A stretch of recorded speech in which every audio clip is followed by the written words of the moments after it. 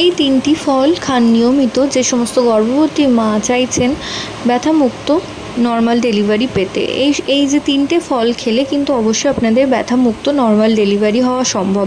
অর্থাৎ কোনো গর্ভবতী মায়ের যদি 3rd ট্রাইমেস্টার শুরু হয়েছে তারা কিন্তু অবশ্যই এই সমস্ত খাবার খাওয়া প্রিপারেশন নিন। প্রথম কথা, খেজুরে কিন্তু প্রচুর পরিমাণে পটাশিয়াম, ক্যালসিয়াম, নানান ধরনের খনিজ থাকে, যার কারণে কিন্তু গর্ভাবস্থায় অন্তত 4 থেকে 5টি করে খেজুর খেলে মনে করা হয় যে নর্মাল ডেলিভারিতে এটি সহায়তা করে।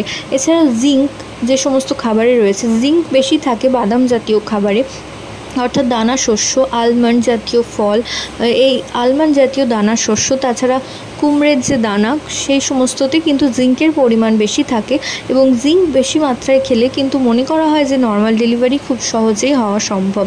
এছাড়াও গর্ভাবস্থায় কিন্তু প্রচুর পরিমাণে কলা খাওয়ারও উপদেশ দেন ডাক্তারেরা, যে সমস্ত গর্ভবতী মা ব্যথামুক্ত নর্মাল ডেলিভারি চাইছেন তাদের ক্ষেত্রে।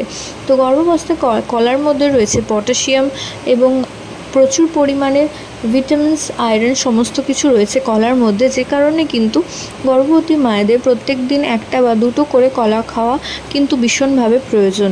তো আশা করছি এই 3টে ফল আপনারা যারা নর্মাল ডেলিভারি চাইছেন তারা কিন্তু নিয়মিত তাদের খাদ্যের মধ্যে রাখুন, এতে করে কিন্তু সহজেই নর্মাল ডেলিভারি সম্ভব।